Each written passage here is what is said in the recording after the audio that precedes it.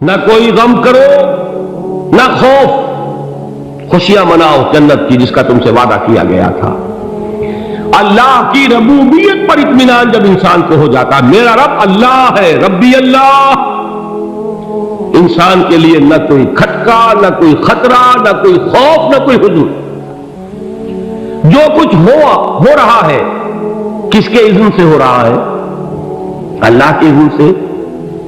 اللہ کے اذن کے بغیر پتا تک نہیں ہلتا۔ یہ کوئی اندھا بہرا مادہ نہیں ہے جس سے مجھے کوئی خوف ہو۔ اندھا بھینسا چلا رہا ہو اس سے تو ڈرنے کا ہر انسان کو ڈرنا چاہیے، نہ معلوم کس کو ٹکر مار دے۔ لیکن نہیں، اس کائنات کو چلانے والا ایک سمیع و بصیر خدا ہے، وہ جو میرا دوست ہے، میرا ولی ہے۔ اللہ ولی الذین آمنوا یخرجہم من الظلمات الی النور۔ اللہ اہل ایمان کا ولی ہے، ساتھی ہے، پشت پناہ ہے، مددگار ہے، حمایتی ہے۔ بتائیے جسے یقین ہو جائے کہ اللہ میرا مددگار، اللہ میرا محافظ، اللہ میرا پشت پناہ، اللہ میرا حمایتی، اس کے لیے کوئی خوف ہوگا؟ اس سے کوئی ڈر ہوگا؟ میں مثال دیا کرتا ہوں ایک بہت سادہ، پنجاب کے دیہات کی۔ تو بڑا چودھری ہے اور کوئی غریب کسان ہے۔ اس غریب کسان کے جانوروں کو ہر وقت اندیشہ ہوگا چوری کا، کوئی میری بھینس کھول کر نہ لے جائے، کوئی میرا بیل کھول کر نہ لے جائے۔ لیکن جس کے بارے میں یہ سب کو معلوم ہو کہ وہ جو بڑا چودھری ہے وہ اس کا دوست ہے، اس کی بچیا کو کوئی خوف ہوگا؟ اس کی بھینس پر کوئی ہاتھ ڈالے گا؟ اسے کوئی اندیشہ ہوگا؟ نہیں۔ کیوں؟ کہ وہ بڑا چودھری، بڑا اس کا یہاں کا سردار، جاگیردار، سب کو معلوم ہے وہ میرا دوست ہے، کوئی میرے خلاف اقدام نہیں کر سکتا۔ اس دنیا میں یہ چھوٹی سی بات اگر آپ کے دلی اطمینان اور سکون کا باعث بن سکتی ہے تو ذرا تصور کیجئے۔ میں لفظ تصور استعمال کروں گا صرف اس لیے کہ اس کا ہم جس کو کہتے ہیں ادراک اور شعور کر نہیں سکتے، اگر کے ساتھ کر سکتے۔ اگر یقین ہو کہ اللہ میرا مددگار اور یقین ہو کہ اللہ ہر آن میرے ساتھ ہے، پھر کوئی خوف؟ کس کا خوف؟ کوئی شے اللہ سے بالا تر ہے؟ کوئی قوت اس سے زیادہ طاقتور ہے؟ کوئی اس کے ارادے کو بدلنے والا ہے؟ کوئی اس کی مشیت کے آڑے آنے والا ہے؟ یہی بات ہے جو حضور نے فرمائی، یہ ایمان کا حاصل ہے لب لباب، کہ دیکھو اچھی طرح اس بات کو ذہن نشین کر لو۔ اگر تمام انسان مل کر تمہیں کوئی نقصان پہنچانا چاہے نہیں پہنچا سکتے، مگر جو کچھ اللہ نے لکھ دیا ہو، اور تمام انسان مل کر تمہیں کوئی نفع پہنچانا چاہے نہیں پہنچا سکتے، مگر وہ شے جو اللہ نے طے کر دی۔ آپ پھر میں کہوں گا ذرا طاری کیجئے، اسے فرض کیجئے، اسے سوچئے۔ اگر اس حدیث پر ہمارا دل ٹھکا ہوا ہو تو کسی سے ڈر ہوگا؟ یہ مجھے نقصان نہ پہنچا دے، یہ میری رپورٹ خراب نہ کر دے، یہ میری انکریمنٹ نہ رکوا دے، یہ میرا یہ نہ بگاڑ دے، یہ میرے یہ نقصان نہ پہنچا دے۔ اس کا ڈر، اس کا ڈر، اس کا خوف، اس کی خوشامد، اس کے لیے جا کر طرح طرح سے اپنی عزت نفس کو ذلیل کروانا اس کے سامنے، یہ سب کچھ کیوں کرتا ہے انسان؟ جب سمجھتا ہے کہ اس کے ہاتھ میں میرا کوئی نفع ہے، اس کے ہاتھ میں میرے لیے کوئی ضرر ہے، یہ مجھے کوئی گزن پہنچا سکتا ہے، یہ مجھے کوئی نقصان پہنچا سکتا ہے، یہ میرا کوئی کام بنا سکتا ہے، یہ میری کوئی ضرورت پوری کر سکتا ہے، اسی کا نام شرک ہے۔ جہاں آپ نے یہ سمجھا کہ غیر اللہ کے اندر کوئی طاقت موجود ہے، وہی شرک ہے۔ بتوں سے تجھ کو امید ہے، خدا سے نو امیدی، مجھے بتا تو صحیح اور کافری کیا ہے؟ شرک تو یہ ہے۔ جس پر بھی تمہیں یہ خیال ہے، کلمہ ہے یہ کلمہ سوم، لا حول ولا قوت الا باللہ، ذرا اس پر دل کو کبھی اگر آپ تصور کریں، پھر فرض کریں، دل ٹھک جائے اس پر، کوئی طاقت نہیں۔ یہی بات تھی جو شیخ عبد القادر جیلانی رحمۃ اللہ علیہ نے اپنی وصیت میں اپنے بچے سے کہی۔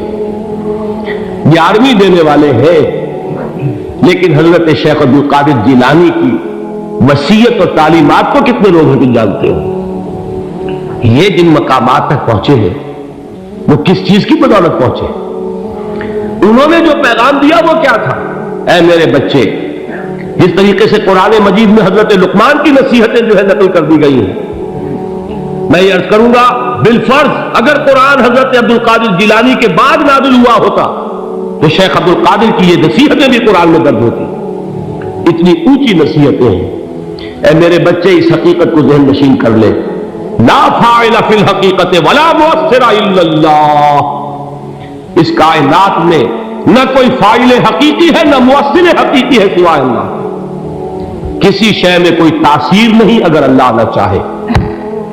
آگ جلا نہیں سکتی اگر اللہ نہ چاہے، پانی ڈبو نہیں سکتا اگر اللہ نہ چاہے، زہر ہلاک نہیں کر سکتا اگر اللہ نہ چاہے، کوئی چیز فائدہ نہیں پہنچا سکتی اگر اللہ نہ چاہے۔ تو در در پہ کیوں سر جھکاتے ہو؟ در در پر کیوں جبیں سائی کرتے ہو؟ سب کے سامنے کیوں ہاتھ پھیلاتے ہو؟ ایک اللہ سے مانگو، ایک اللہ کے سامنے زمین پر اپنی جبین رکھو۔ لا فاعل فی الحقیقت ولا مؤثر الا اللہ۔ نظر آتا ہے ہمیں کہ پانی پیاس بجھا دیتا ہے، پیاس بجھانے کی صلاحیت پانی میں نہیں ہے، اللہ کے اذن سے۔ کھانا بھوک مٹا دیتا ہے، بھوک مٹانے کی صلاحیت کھانے میں نہیں ہے، اذن رب میں ہے۔ دیکھیے یہی یقین تھا حضرت موسیٰ علیہ السلام کا واقعہ یاد کیجئے۔ سامنے سمندر آ گیا ہے، قوم دیکھتی ہے پیچھے کہ گرد و غبار کا طوفان، معلوم ہوا کہ فرعون اپنے لشکر سمیت آ گیا۔ لشکر جب چلتا تھا تیز رفتاری کے ساتھ تو گرد و غبار کا جو طوفان اٹھتا تھا اس کا تصور کیجیے، اور لمحہ بلمحہ وہ قریب آ رہا ہے۔ پوری قوم نے کیا کہا؟ اے موسیٰ انا لمدرکون، اے موسیٰ ہم کو پکڑے گئے۔ قرآن مجید میں تو یہاں وہ باتیں نہیں لکھی ہیں، لیکن تورات میں یہ درج ہے کہ بنی اسرائیل جھگڑنے لگے، دست و گریبان ہو گئے موسیٰ کے ساتھ۔ موسیٰ نے یہ فرمایا لا کر، اس سے تو ہم ہی بہتر تھے، وہاں کھانے کو ملتا تھا، زندگی تو تھی، بیگار ہم کر رہے تھے، موت تو نہیں تھی۔ اب جو کچھ ہوگا اس کا تصور کرو، جس طریقے سے ہمارے ٹکڑے اڑائے جائیں گے۔ تو لڑ رہے ہیں حضرت موسیٰ علیہ السلام سے، یہ تورات کی تفصیل ہے۔ قرآن میں صرف اتنا آیا ہے، پریشان ہو کر انہوں نے کہا انا لمدرکون، موسیٰ ہم کو پکڑے گئے۔ اس وقت موسیٰ کا جواب کیا ہے؟ کلا ان معی ربی سیہدین، نہیں، میرے ساتھ میرا رب ہے، وہ راستہ دے گا۔ بتائیے کہاں راستہ نظر آ رہا ہے؟ یہ ہے ایمان بالغیب۔ راستہ نظر نہ آئے تب اللہ پر یقین ایمان ہے۔ جیب میں پیسے ہو اور تب دل کو اطمینان ہے تو ایمان کس پر ہوا؟ پیسے پر، اللہ پر نہیں۔ جب وسائل و ذرائع نہ ہو اور پھر یقین ہو کہ اللہ مسبب الاسباب ہے، وہ اسباب کا پابند نہیں ہے، وہ اسباب کا محتاج نہیں ہے، اسباب اس کے محتاج ہے۔ اگر یہ یقین سکتا اللہ نہ چاہے، کوئی چیز فائدہ نہیں پہنچا سکتی اگر اللہ نہ چاہے، تو در در پہ کیوں سر جھکاتے ہو؟ در در پر کیوں جبیں سائی کرتے ہو؟ سب کے سامنے کیوں ہاتھ پھیلاتے ہو؟ ایک اللہ سے مانگو، ایک اللہ کے سامنے زمین پر اپنی جبین رکھو۔ لا فاعل فی الحقیقت ولا مؤثر الا اللہ۔ نظر آتا ہے ہمیں کہ پانی پیاس بجھا دیتا ہے، پیاس بجھانے کی صلاحیت پانی میں نہیں ہے، اللہ کے اذن سے۔ کھانا بھوک مٹا دیتا ہے، بھوک مٹانے کی صلاحیت کھانے میں نہیں ہے، اذن رب میں ہے۔ دیکھیے یہی یقین تھا حضرت موسیٰ علیہ السلام کا واقعہ یاد کیجئے۔ سامنے سمندر آ گیا ہے، قوم دیکھتی ہے پیچھے کہ گرد و غبار کا طوفان، معلوم ہوا کہ فرعون اپنے لشکر سمیت آ گیا۔ لشکر جب چلتا تھا تیز رفتاری کے ساتھ تو گرد و غبار کا جو طوفان اٹھتا تھا اس کا تصور کیجیے، اور لمحہ بلمحہ وہ قریب آ رہا ہے۔ پوری قوم نے کیا کہا؟ اے موسیٰ انا لمدرکون، اے موسیٰ ہم تو پکڑے گئے. قرآن مجید میں تو یہاں وہ باتیں نہیں لکھی ہیں، لیکن تورات میں یہ درج ہے کہ بنی اسرائیل جھگڑنے لگے، دست و گریبان ہو گئے موسیٰ کے ساتھ. موسیٰ نے یہاں مروایا لا کر، اس سے تو ہم ہی بہتر تھے، وہاں کھانے کو ملتا تھا، زندگی تو تھی، بیگار ہم کر رہے تھے، موت تو نہیں تھی. اب جو کچھ ہوگا اس کا تصور کرو، جس طریقے سے ہمارے ٹکڑے اڑائے جائیں گے. تو لڑ رہے ہیں حضرت موسیٰ علیہ السلام سے. یہ تورات کی تفصیل ہے. قرآن میں صرف اتنا آیا ہے، پریشان ہو کر انہوں نے کہا انا لمدرکون، موسیٰ ہم کو پکڑے گئے. اس وقت موسیٰ کا جواب کیا ہے؟ کلا ان معی ربی سیہدین، نہیں، میرے ساتھ میرا رب ہے، وہ راستہ دے گا. بتائیے کہاں راستہ نظر آ رہا ہے؟ یہ ہے ایمان بالغیب. راستہ نظر نہ آئے تب اللہ پر یقین ایمان ہے. جیب میں پیسے ہو تب دل کو اطمینان ہے، تو ایمان کس پر ہوا؟ پیسے پر، اللہ پر نہیں. جب وسائل و ذرائع نہ ہو اور پھر یقین ہو کہ اللہ مسبب الاسباب ہے، وہ اسباب کا پابند نہیں ہے، وہ اسباب کا محتاج نہیں ہے، اسباب اس کے محتاج ہے. اگر یہ یقین ہے تو اللہ پر ایمان ہے. یہ نہیں ہے تو تمہارا ایمان اسباب پر ہے، وسائل پر ہے، ذرائع پر ہے، مادیات پر ہے، اللہ پر نہیں. اس وقت کہاں راستہ تھا؟ کوئی راستہ تھا؟ سمندر ہے اور ادھر سے لشکر آ گیا ہے. کلا ان معی ربی سیہدین. اب دیکھیے ایمان کہہ دینا آسان ہے، ہوا معکم اینما کنتم، جہاں کہیں بھی تم ہوتے ہو اللہ تمہارے ساتھ ہوتا ہے. لیکن اس کا یقین قائم ہو جائے تو زمین و آسمان کا فرق واقع ہو جائے. یہی بات ہوئی حضور کے ساتھ. غار ہے، چھپے ہوئے ہیں محمد رسول اللہ اور آپ کے وہ یار غار ابو بکر صدیق رضی اللہ تعالی عنہ. اقبال نے حضرت ابو بکر کی شان میں چند اشعار کہیں صرف، لیکن واقعہ یہ ہے کہ بھاری بھاری نظموں پر اور قصیدوں پر بھاری، طویل ترین نظمیں اور قصیدے ہوں ان پر بھاری. ہمتیں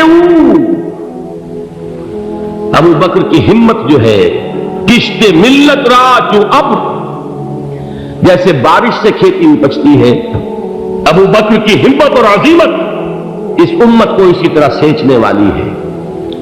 ثانیے اسلام و غار و بدر و قب، وہ دوسرے تھے اسلام میں، دوسرے.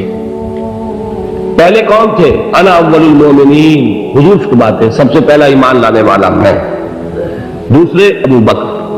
ویسے ہمارے ہاں یہ چلتا ہے اختلاف، حضرت علی پہلے ہے کہ حضرت ابو بکر پہلے ہے، لیکن اس میں بڑی خوبصورت تطبیق قائم کی ہے علماء نے، اور بہت صحیح ہے. چار کے بارے میں فیصلہ ہی مت کرو کہ کون پہلے. ان کی ایک عجیب تقسیم کر دی ہے. آزاد مردوں میں، بالغ مردوں میں سب سے پہلے ابو بکر، بچوں میں سب سے پہلے علی، خواتین میں سب سے پہلے خدیجہ، اور غلاموں میں سب سے پہلے زید بن حارثہ. بڑی پیاری تقسیم ہے. یہ چاروں ہی پہلے ہیں، ہر ایک کے لیے اولیت ہے. اور واقعہ یہ ہے کہ اگر زمانی اعتبار سے تعین ہوگا تو پہلے خدیجۃ الکبریٰ آئیں گی رضی اللہ تعالی عنہ. کسی اور سے بات کرنے کی نوبت بعد میں آ سکتی ہے، پہلے تو اہلیہ محترمہ سے بات ہوئی. آتے ہی پہلی وحی ہوئی ہے، ابھی تبلیغ کا حکم نہیں تھا. کس کو بتایا واقعہ؟ ابھی اپنی نبوت کی تبلیغ کا تو حکم ہی نہیں آیا. واقعہ کس کا ہے؟ وہ خدیجہ کا ہے. جب کہا ہے کہ خشیت علی نفسی، مجھے اپنی جان کا اندیشہ ہے، تو کیا جواب دیا خدیجہ نے رضی اللہ تعالی عنہا؟ وہ صدیقۃ الکبریٰ ہے. صدیقات جو ہے خواتین، ان میں چوٹی پر خدیجۃ الکبریٰ ہے رضی اللہ تعالی عنہ. اور صدیق جو مرد ہیں ان میں صدیق اکبر ہے ابو بکر صدیق رضی اللہ تعالی عنہ. لیکن صدیقات میں چوٹی پر. جب حضور نے فرمایا خشیت علی نفسی، کیا فرمایا؟ کیا عرض کیا؟ کیسے تسلی دی؟ نہیں نہیں، اللہ آپ کو ضائع نہیں کرے گا. آپ غریبوں کے ہمدرد ہیں، آپ مساکین کے تکالیف رفع کرنے والے ہیں، آپ بیواؤں کی سرپرستی کرتے ہیں، آپ مسافروں کی خدمت کرتے ہیں، اللہ آپ کو ضائع نہیں کرے گا، یہ یقین ہے اس خاتون کے اندر۔ خیر وہ ایک علیحدہ بات ہو جائے گی۔ میرے دل پر حضرت خدیجہ رضی اللہ تعالیٰ عنہ کی شخصیت کا بڑا گہرا نقش جو وہ کوئی اور ہی وقت اور موقع ہوا تو بیان ہوگا۔ بہرحال اقبال نے ایک مصرے میں جو 4 اولیتیں جمع کر دی ہیں، ہمت او کشت امت را چو ابر، ثانی اسلام و غار و بدر و قبر۔ اسلام میں حضور کے بعد پہلے کون؟ ابو بکر۔ غار میں حضور کے ساتھ کون؟ ابو بکر۔ بدر کی رات اللہ کا رسول سر بسجود وہ گھاس پھوس کی جو جھوپڑی بنائی گئی تھی اور وہاں تلوار ننگی لے کر پہرا دینے والا کون؟ ابو بکر۔ اور اس حجرہ عائشہ میں محمد کے بعد سب سے پہلے دفن ہونے والا کون؟ ابو بکر رضی اللہ تعالیٰ عنہ صلی اللہ علیہ وسلم۔ وہ جو معاملہ میں سنا رہا تھا غار ثور کا، حضرت ابو بکر بھی حضور کے خیال سے لرز گئے ہیں۔ آپ کو یاد ہوگا کہ جا کر پہلے تمام جتنے سوراخ تھے انہیں بند کیا، ایک سوراخ رہ گیا تھا جس کو بند کرنے کے لیے کوئی کپڑا نہیں تھا، وہاں اپنی ایڑی رکھی ہے، تب کہا ہے حضور سے تشریف لائیے، اور اپنے زانو پر حضور کو لٹایا ہے، اور وہاں کسی موذی جانور نے کاٹا ہے، حضور کی آنکھ لگ گئی تھی اس وقت، اس بل کے اندر جو بھی بچھو ہے کیا ہے واللہ عالم، اس نے کاٹا ہے، اس کی تکلیف کی وجہ سے ابو بکر کی آنکھوں سے آنسو ٹپک گئے، حضور کے چہرے مبارک پر پڑے ہیں کہ حضور جاگے ہیں، معاملہ کیا ہے؟ ایڑی نہیں ہٹائی وہاں سے، مبادا وہ جانور وہاں سے نکل کر محمد الرسول اللہ کو کوئی گزن پہنچا دے، ابو بکر کی ایڑی ہے، جس طرح چاہے کھا لے، ختم کر دے، جان نکل جائے تب کوئی آنچ آئے، محمد پر تو آئے، لیکن جیتے جی نہیں۔ وہ ہے ابو بکر حضور کے خیال سے۔ اس وقت حضور نے پھر اپنا لعاب دہن لگایا ہے اور اس سے پھر آپ کی تکلیف ختم ہوئی۔ جیسے خیبر میں حضرت علی کی آنکھ دکھ رہی تھی، اس کو جو شفا حاصل ہوئی ہے وہ بھی حضور کے لعاب دہن سے ہوئی۔ تو بہرحال اس وقت انہوں نے کہا ہے کہ اے نبی یا رسول اللہ، اگر اس وقت ان میں سے کسی نے غیر ارادی طور پر بھی اپنے قدموں کی طرف جھانک لیا تو پکڑے جائیں گے۔ کیا جواب تھا اللہ کے رسول کا؟ لا تحزن ان اللہ معنا، اللہ ہمارے ساتھ ہے، کیوں گھبراتے ہو ابو بکر؟ یہ ہے ایمان باللہ، میرا مالک اللہ، میرا رازق اللہ، میرا محافظ اللہ، میرا مددگار اللہ، میرا پشت پناہ اللہ، میرا دوست اللہ۔